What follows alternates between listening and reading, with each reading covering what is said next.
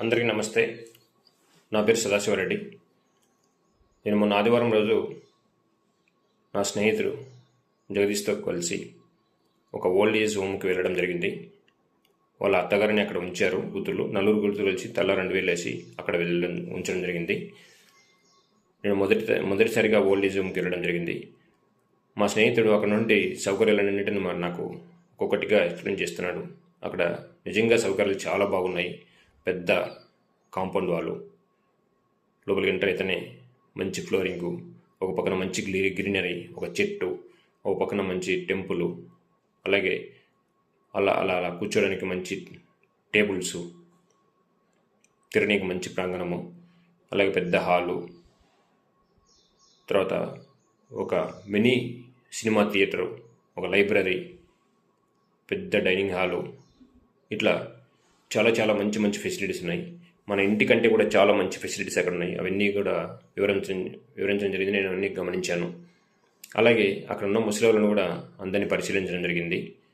ముసలివాళ్ళు కూడా మంచి సౌకర్యవంతంగా అక్కడ ఏర్పాటు చేశారు. టైం టు టైం ఫుడ్ పెట్టడము, టైం టు టైము టీలు కాఫీలు ఇవ్వడము, వాళ్ళకు చాలా మంచిగా చక్కగా ఏర్పాట్లు చేశారు. అక్కడ దాదాపు 93 మంది ముసలి వాళ్ళు ఉన్నారు. వాళ్ళని వెళ్ళి మా స్నేహితుని యొక్క అత్తగారిని పలకరించడం జరిగింది. నేను అక్కడ గమనించింది ఏమంటే, బాగున్నామంటే బాగున్నాము అని హ్యాపీగా ఉన్నట్లు నటిస్తున్నారు అంతే ముసలివాళ్ళు. ఆ మొక్కతే కాదు, అక్కడ ఉన్న వాళ్ళందరినీ గమనించాను. వాళ్ళు నిజంగా అన్ని సౌకర్యాలు ఉన్నప్పటికీ ఎటువంటి వాళ్ళలో హ్యాపీనెస్ లేదు. ఎందుకు ఉండదంటే వాళ్ళంతా ఒకటే ఏజ్ గ్రూప్ వాళ్ళు. ఏముంటుంది వాళ్ళకు ఎప్పుడు ఏం పలకరించడం? మీరు గమనించండి, ఎక్కడైనా కానీ ఒకటే ఏజ్ గ్రూప్ వాళ్ళని వచ్చేట ఏముంటుంది? వాళ్ళకు పలకరించే వాళ్ళు, ఆడుకునే వాళ్ళు, పిల్లలు, మధ్య వయస్కులు, డిఫరెంట్ ఏజ్ గ్రూప్ వాళ్ళు ఉంటే వాళ్ళతో వాళ్ళ యొక్క అభిప్రాయాన్ని షేర్ చేసుకుంటారు. సేమ్ గ్రూప్ వాళ్ళతో కొంతవరకు మాత్రమే షేర్ చేసుకోగలరు. మిగతా విషయాలను చెల్లు. మన కుటుంబంలో గమనించండి, ఒక కుటుంబంలో ఒకటే ఏజ్ గ్రూప్ వాళ్ళనప్పుడు ఆ కుటుంబానికి అంత థ్రిల్లింగ్ ఉండదు, అంటే అంత హ్యాపీనెస్ ఉండదు. అదే కుటుంబంలో ముసలివాళ్ళు, మధ్య వయస్కులు, పిల్లలు 3 ఏజ్ గ్రూపుల వాళ్ళు ఉన్నారనుకోండి, అక్కడ ఎట్లుంటే చూడండి, ఒకరిపైన ఒకరి డిపెండెన్సీ అనేది పెరుగుతుంది. అక్కడ ముసలివాళ్ళు కొన్ని పనులలో ముసలి వాళ్ళపైన మధ్య వయస్కులు డిపెండ్ అవుతారు, కొన్ని పనులలో మధ్య వయస్కుల పైన పిల్లలు డిపెండ్ అవుతారు, పిల్లలపైన ముసలి వాళ్ళు డిపెండ్ అవుతారు. అట్లా ఒకరికొకరు డిపెండెన్సీ అని పెరుగుతుంది. ఒకరికొకరు కలిసి జీవించడం జరుగుతుంది. అక్కడ ఆనందం ఉంటుంది. కోర్స్ అక్కడ కొట్లాటలు, మనస్పర్ధలు కూడా ఉంటాయి, లేదని లేదు. కానీ ఆ కలిసిమెలిసి మెలగడంలో నుండి ఆనందము అది ఒక కుటుంబంలోనే సాధ్యమవుతుంది. ఒకే గ్రూప్ ఉన్న దాంట్లో అది హాస్టల్ అంటారు తప్ప, లేదంటే ఒక జైలు అంటారు తప్ప దాన్ని ఒక కుటుంబం అన్నారు. కుటుంబంలో డిపెండెన్సీ అనేది మీరు బాగా గమనించవచ్చు. ఒకరిపైన ఒకరి డిపెండెన్సీ అనేది చాలా చాలా బాగా గమనించవచ్చు అనమాట.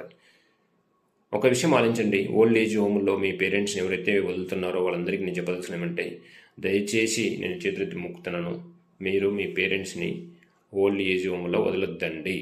మీ చిన్ననాడు మీకు మళ్ళీ ఎలా చూసుకున్నారో అది ఒక్కసారి మీరు గమనించుకోండి, పరిశీలించుకోండి. మనము అల్లరి చేసినప్పుడు, కొట్లాడినప్పుడు, లేదా ఇతర పిల్లలతో కొట్లాడినప్పుడు, వాళ్ళకి ఇష్టం లేని పని చేసినప్పుడు వాళ్ళు మమ్మల్ని ఎక్కడన్నా దూరం వదిలినారు కదా. అలాంటప్పుడు మీరు ఎందుకు భరించలేకపోతున్నారు? మీరు ఎందుకు మీ భార్యలతో కన్విన్స్ చేయలేకపోతున్నారు? మీరు ఎందుకు మీ భర్తలను కన్విన్స్ చేయలేకపోతున్నారు? ఆడవాళ్ళు కానీ మగవాళ్ళు కానీ. ఆడవాళ్ళు అయితే మగవాళ్ళను కన్విన్స్ చేయండి, మీకు కూడా పేరెంట్సే, మగవాళ్ళే చూసుకోవాలని రూల్ ఏం లేదు. ఆడవాళ్ళు కూడా తల్లిదండ్రులను చూసుకోవచ్చు.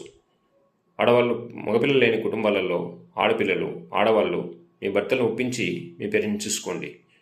అలాగే మగపిల్లవాళ్ళు నేను చేసుకోలేను, నా భార్య చేయాల్సింది అని అంటారు కొంతమంది.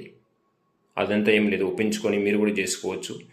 దయచేసి ఓల్డ్ ఏజ్ హోమ్లో మీ పేరెంట్స్ని వదలొద్దండి. అక్కడ అన్ని సౌకర్యాలు, మీరు ఎంత డబ్బు పెట్టినా కానీ అన్ని సౌకర్యాలు ఉన్నాయి, కానీ అక్కడ వాళ్ళకు సంతోషం లేదు. సంతోషం లేని జీవితము ఎడారి లాంటిదే, వృద్ధమే. చాలామంది నేను గమనిస్తున్నాను, మంచి ఉన్న బాగా లగ్జరీ ఇంటికి, లగ్జరీ కార్లకి, ఇంట్లో పిఓపిలకి, కబ్బోర్డ్లకి, తర్వాత డెకరేషన్స్కి మంచి ఫర్నిచర్ ఇచ్చినంత విలువ, ఇంపార్టెన్స్ మానవ సంబంధాలకి ఇవ్వట్లేదు, పేరెంట్స్కు పిల్లలకు మానవ సంబంధాలకి ఇవ్వట్లేదు. ఎటుపోతుంది మన కుటుంబ వ్యవస్థ? మీరు బిజీగా ఉండొచ్చు, కాదని లేదు. ఆ బిజీ షెడ్యూల్లో కూడా పేరెంట్స్ని చూసుకోవడానికి కేటాయించుకోవాలి. మనం చిన్నగా ఉన్నప్పుడు మన పేరెంట్స్ కూడా బిజీగా ఉండి ఉంటారు కదా, వాళ్ళు చూసుకోలేదా? వాళ్ళు బిజీలోనే మనల్ని వదిలిపెట్టినారా? మరి ఇప్పుడు మీరు ఎందుకు చూసుకోలేకపోతున్నారు? నేను గమనించాను, మా దగ్గర బాగా తెలిసిన వాళ్ళని, వాళ్ళ పేరెంట్స్ని, వాళ్ళ తల్లిదండ్రులని ఒక నెల వాళ్ళు తమ్ముడు, ఒక నెల అన్న, ఒక నెల తమ్ముడు, ఒక నెల అన్న, అట్లా పంచుకునేవాళ్ళు. ఏంది ఇది? ఇదే మానవ సంబంధాలు అంటే?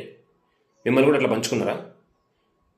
ఒకరోజు అమ్మ దగ్గర, ఒకరోజు నాన్న దగ్గర, ఒకరోజు అమ్మ దగ్గర పడుకోబెట్టుకోవడం, ఒకరోజు నాన్న దగ్గర పెట్టుకోవడం అట్లా చేసినారు మీ పిల్లల్ని? మీరు పిల్లలు ఉన్నప్పుడు మీ పెద్దలు అలా చేశారా మీకు? గమనించండి. ఇప్పుడు కూడా చాలామందికి, వాళ్ళే కాదు చాలామందిని గమనిస్తున్నాను. నేను ఒక్కనే పుట్టానా? వాడు ఎందుకు చూసుకోవట్లేదు? అన్న ఎందుకు చూసుకోవట్లేదు? తమ్ముడు ఎందుకు చూసుకోవట్లేదు? నీ ఆస్తి నా ఒక్కడికే ఇస్తున్నావా? వానికి ఒక్కడికే ఇస్తున్నావా? ఇద్దరికి పంచుతున్నావు కదా, కాబట్టి ఇద్దరు చూసుకోవాలా అనే ధోరణి చాలామందిలో 99% వినిపిస్తుంది. అది తప్పు. వాళ్ళకు ఎక్కడ ఇష్టమైతే అక్కడనే ఉంచుకోండి. మీ ఆర్థిక లాభాలు ఇవ్వాలంటే మీ అన్నదమ్ములు చూసుకోండి, లేదా అక్కజెల్లెలు చూసుకోండి. దయచేసి వాళ్ళకి ఇష్టం ఉన్న చోటునే ఉంచుకోండి. మీరు చిన్న ఉన్నప్పుడు, లేదా మనం చిన్న ఉన్నప్పుడు మనకి ఇష్టమైన ఇంట్లో వాళ్ళు చేసినా కానీ పంచుకోలే వాళ్ళని. ఒకరోజు అమ్మ దగ్గర, ఒకరోజు నాన్న దగ్గర పంచుకోలేదు. గమనించండి, బాగా గమనించండి.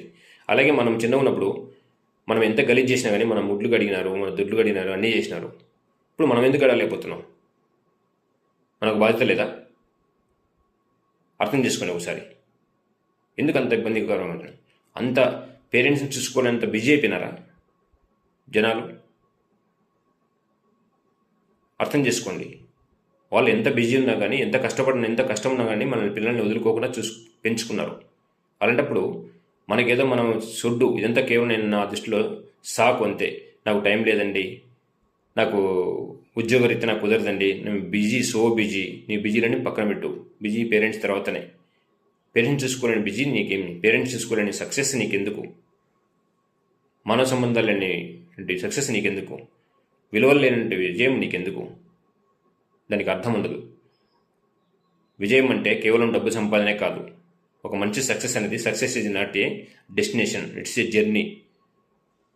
ఎప్పుడైతే ఒక వ్యక్తి, మన దేవుడు కోటానుకోట్ల విలువైనటువంటి శరీరం మనకి ఇచ్చినాడు, మన వ్యక్తిగత ఆరోగ్యాన్ని కాపాడుకోవాలి, అలాగే కుటుంబాన్ని కాపాడుకోవాలి.